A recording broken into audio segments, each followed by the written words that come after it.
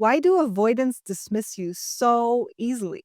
Why do they just shut you down without hesitation? Why do they judge you for your needs? Why do they pull away? How can they be so quick to walk away or to even break up without thinking about any of the consequences? Where do they find the audacity to be so entitled and so careless? Hey guys, I'm Carolina, and together with my formerly avoidant husband, we run this YouTube channel where we talk about attachment styles and breakups. In today's video, I want to shine a light onto a pattern that I was locked in and I was completely blind to. And I see from countless coaching calls that you guys get stuck with this too. The reason why avoidance can be so quick to be dismissive and to discard you and to walk away from you as the anxious partner is because you're the helper type. What do I mean by the helper type? A helper type is also known as the Enneagram type 2. The Enneagram is a personality theory that describes 9 interconnected personality types, each defined by a core motivation, basic fear, and distinct patterns of behavior and thought. It's not a scientific model, but I find it helpful to explain this particular pattern. In terms of more psychological terms, there is a term called rescuer. It's a different theory. I don't want to go into it because when I read about it, it just seemed so doom and gloom. Already facing that you're contributing to the problems in your own relationships is hard enough. So I'm going to stick with this pseudoscientific model here just because it's a bit lighter. So even if you're not purely the helper type in your day-to-day life, I do find that predominant vast majority of people who date avoidance take on the helper role, at least when it comes to the relationship. So how do helper types behave in relationships? They are often the first to volunteer and will readily go out of their way for their partner. They remember important details, are quick to offer assistance, even with complex tasks. They value love, closeness, and find meaning in taking care of someone they love. I was certainly 100% helper type, both in my relationship and my friendship and in my family. I think it predominantly stemmed from the fact that I am the oldest sister and my siblings are a lot younger than me. So I was always quick to jump in, to help my mom. And I was also given a lot of responsibility. Being a helper type is not strictly bad. It's actually a good thing in many ways. It's what attracts avoidance. They find it safe and it's a desirable trait. Everybody wants a loving, nurturing partner who will take care of you. It's actually what makes it easier for people to have friends. And the fact that avoidants are not that in many ways they are the opposite of the helper type. They try to avoid commitments and they prioritize their own needs. That's what makes them isolated. That's what keeps them alone. That's what makes them harder to be with, right? But all these good qualities also come with a major downside. And that's what I'll cover here. I'll explain why you being loving, why you being giving backfires when you're dating an avoidant. So the first reason why you being a helper type makes it easy for avoidance to dismiss you is because you as a helper, as a rescuer, as a fixer, often put the needs of others above your own needs. And avoidance, they're already entitled, right? They already want to prioritize themselves and want to be completely free and not have to do things. You then prioritizing their needs above your own only reinforces this hierarchy of importance, I guess. In essence, it's like they already think they're more important than you. And then you believe that their needs are more important than your needs. Because of this, it's easier for them to dismiss you. Because it's easy to dismiss something that you already believe is not that important. So this is particularly true when your needs interfere with the whatever avoidant wants. For example, if you need comfort right now and they want to go out with friends, it's like them giving you what you need would require them to give up on something they just want to do. And when you feel like your needs are secondary, when you believe as the helper that your needs are secondary, then the avoidant will feel justified in saying, like, no, actually, I'm busy. I have other plans. Bring me up when you're feeling better. Bye. So, this is, of course, very sad. And I fell into this trap many, many times. I see our coaching clients fall into this trap time and time again. It's not something we want to admit to ourselves, that we ourselves often feel like our needs are not that important. But being willing to see it is the first step in actually overcoming it and changing it and making yourself important. And that automatically changes how your partner relates to you. But there's a second layer to this whole helper type, putting other people's needs above their own.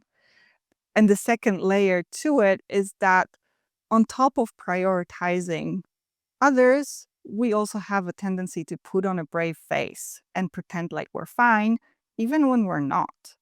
I did this. I see so many coaching clients do this. They might be devastated. They might be totally anxious. They might feel totally discarded. Yet, when they reach out to their avoidant partners, they're like, hey, how are you? That is a perfect example of what I mean by putting on a brave face. Acting happy when you, in fact, don't feel very happy.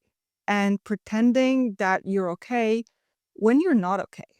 And this need for acting strong, for being the rock, also comes from being a helper. Because somebody has to be strong, somebody has to have it together. And maybe you were often this person in the past, or maybe you feel like that is your job in your relationship. I definitely, again, I think that's my older sister programming, right?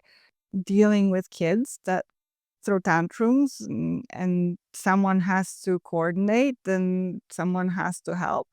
I would take on this role in my relationships. I would take on this role at work. Basically, anywhere I went, any group dynamic I'd be in, I used to take on this role and suffer in silence and put on a happy face. So, the reason why doing this makes avoidance dismiss you very easily is because they don't get it. They don't know you're suffering. They don't know you're not okay. They buy into this superhuman persona you're trying to portray. They might be careless because they think you're fine. They can't read your mind. They can't see past the facade. They don't know you're not okay. They don't know you're suffering. So then when you quietly mention a little thing, they'll just discard it because they don't understand the gravity of what you're even talking about. And again, there is another depth to this. So the helpers don't just put the feelings of others above their own and then put on a brave face and pretend to be infinitely strong. They also often feel really guilty for even expressing their needs or for even having their needs or for not taking responsibility for their partner. I know I had it after taking up space or like throwing a tantrum of sorts or just even pushing for something I'd want. I would have this wave of guilt just flood me. So the thing with feeling guilty is that your partner can pick up on it. And it's a funny thing because they will think, oh, if you're feeling guilty, that means that something about what you're wanting or doing is wrong. Innocent people don't feel guilty.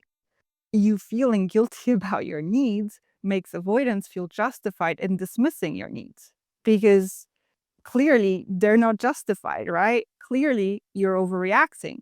Clearly you're blowing things out of proportion. Clearly you're needy. clearly you're selfish. When in reality, you're not. Your needs matter, your needs are valid. Often, things that people feel guilty about are so ridiculous. I find when you're in this sugar daddy or sugar mommy dynamic, like what I see time and time again, that people can be so quick to take financial responsibility for their partner and just cover up for them, pay their debts, help them out.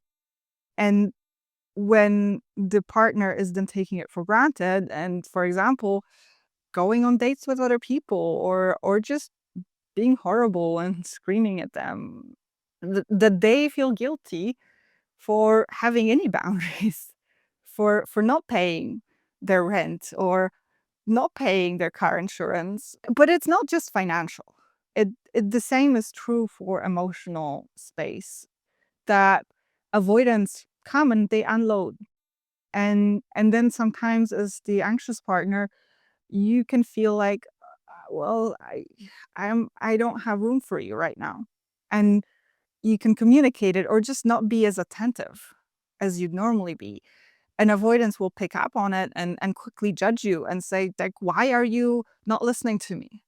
And feel totally justified in expecting this one-sided love. So this is emotional gaslighting. And I know it sounds very sinister and it makes avoidance look like the ultimate villains. That's why I feel like I need to speak up.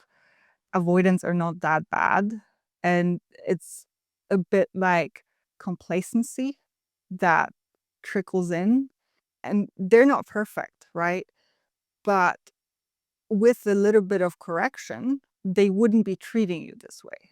Because there's nothing holding them back, they're also just following their programming. They're also just going with the flow and doing things like the path of least resistance. And they're not fully aware of it either. So there's another reason why avoidance can dismiss you so easily that again is linked to everything that I mentioned before. And that's because anxious people or helper types tend to believe they're replaceable. When you're someone who sees your value predominantly as whatever it is you can provide, that whatever you bring to the relationship, it means how much your partner will love you. That creates this danger that if someone comes along who is richer than you or more giving than you, then you're easily replaced. That is not at all the case, right? All human beings get attached. We all imprint on our partners like little ducklings, and we can't let go. And avoidants are no different in this regard. However, they do see that you have this insecurity, this fear of being replaceable. And that's what enables them to just come and go. They exploit your weakness. I know this is messed up. I think that was a big reason why we broke up, among many other reasons. Gabriel even admitted it, that he saw this insecurity of mine, and that's what allowed him to just be in this position. Oh, I want to experiment. This is maybe not good enough. Maybe I can find someone better. This is the reason why avoidants break up. They know you have this fear. They know you're very much in love. You keep on telling them you're very much in love. So there are no consequences and there are no threats. And there's one more point I want to make. So the last reason why it's so easy for avoidance to dismiss you, it's because as a helper, you tend to take responsibility for them. And that's on many, many levels. It's on the social level, you're quick to check in, and they know you're quick to check in. It's on the financial level, like I mentioned, they know you're going to have their back. It's on an emotional level, they know that you're going to make an effort to make up after a fight. They count on it. They know that you're the helper and that you're going to take responsibility and fix things.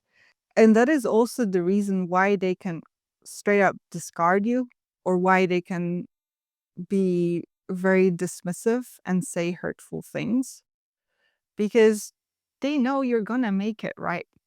Again, I feel like this sounds so devious. I think we need to be honest with ourselves because I think this kind of banking on someone else doing something for you is much more common than just in the context of this anxious avoidant dynamic.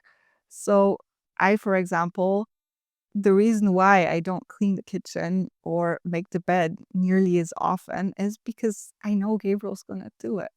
I don't feel like doing it. And it's easier to just wait, right? I'm working on it and he's forcing me to. And I think that's the very important puzzle piece here is that as the anxious person, you sometimes have to leave space for the avoidant to take on the responsibility to pick up the slack. And it will take them longer than it would take you. So, for example, with making of the bed, right? Gabriel grew up with much more discipline than I did. So he's someone who's going to get up and make the bed right away. If I'm to participate in this, there is no chance. I roll out of bed like a zombie. I have to make my coffee. I scroll my phone for 20 minutes at least. And then, only then, I actually wake up. So whenever he made the bed right after getting up, there was no chance of me participating. But he, after getting upset and asking me to make the bed sometimes, he developed a technique where he would just wait and sometimes leave the bed even till midday. And that's what allows me to actually make it. Then I come back and I see it and I'm like, okay, now I'm awake enough. I can do it. The same is true with avoidance. They are actually capable of picking up the slack in the relationship, but they're not as fast as you are. So you have to leave them room, enough room anyway, to reach out. I find it so ironic with, for example, fearful avoidant women. They are actually quite quick to initiate, but most men don't even give them that space. On average, I would say a fearful avoidant woman will need 3 days to text you. But guys can be so impatient they can't even go a day without trying to reach out and reconnect and speak. With men, they're more stubborn. They stay quiet longer, and dismissive avoidance too. They can stay quiet forever. Dismissive avoidant women can wait 6 months. They're crazy. This ability of yours to take responsibility, to take charge, is both a blessing and a curse. And the same is true for all these qualities I listed. The truth is, your needs are important. Your needs matter. And they're just as important as your partner's needs. And putting on a brave face and pretending that you don't have a problem or that you're infinitely strong doesn't benefit you. It doesn't make you a better person. It just makes you more lonely. It's a bit like the avoidant isolation in a way. Everybody is weak at times. Everybody needs support. And it's okay to be weak. It's okay to be vulnerable. It's okay to throw tantrums. You also don't need to feel guilty for having needs. The things that people feel guilty about, the things I used to feel guilty about. This is actually something I very consciously worked on. And I think it really helped with our anxious avoidant dynamic that whenever I had this wave of guilt come over me, that I would try to counteract it in my head, that I would prioritize myself and I would say, okay, this is what I want, regardless of what Gabriel might need or want. And this belief that so many helper types have that you're replaceable is complete nonsense. Like, that's the downfall of the helper type. You're completely blind to your own value, to what you bring to the table. And you bring so much. Like, this is such an amazing quality. And avoidants play it down because it benefits them. But when you stop playing it down yourself, it forces them to admit it. And, they know what they love about you. They know why they stick around. They know why they're hot and cold and never actually let go, right? They're breadcrumbing you because they know you're a catch and they want to ensure that you stay their catch and not move on somewhere else. But in order for them to reveal it, you have to stop taking responsibility and stop carrying the burden of the relationship on your shoulder. And this journey of undoing all these beliefs that most anxious types have about themselves, that's how I fixed our relationship bit by bit. And you don't have to fix it all. You don't have to become perfectly secure. I still take on way too much responsibility.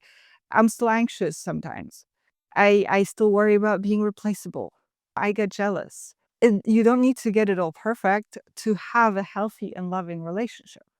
It's often just a little shift that can make a huge difference and that can undo this unhealthy dynamic where you're the chaser who's endlessly just getting dismissed over and over again. If you want to know more about our journey, how we switched from being anxious and avoidant to being secure together, this is something we're going to be talking about. We actually already did talk about it in our latest podcast episodes.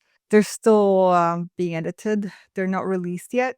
But if you want to find out more, be sure to subscribe so that you can see them when they come out.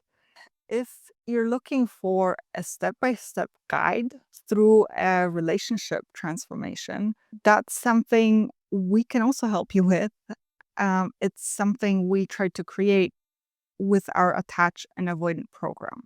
Here, we give you tools to first start working on yourself and then to start changing things with your avoidant partner so that you can go through these stages and move from being stuck in the anxious avoidant trap to more and more open commitment and more security. If you guys are interested, I'll link it in the description under this video. If you found this helpful, definitely check out my husband's video on how avoidants are secretly attached. I think it can also help you build up your confidence and see through this weird role and this weird dynamic. Because that's what keeps us stuck. I think that's what kept me stuck for so long, that I didn't see it. I didn't see I was being the helper. I didn't see I was putting myself down unnecessarily. And once you see it, you cannot unsee it. It's not so easy to fall into these patterns anymore. That's it for this video. I hope you guys understood what I'm trying to convey here. I hope you feel a bit more empowered. Thank you for watching.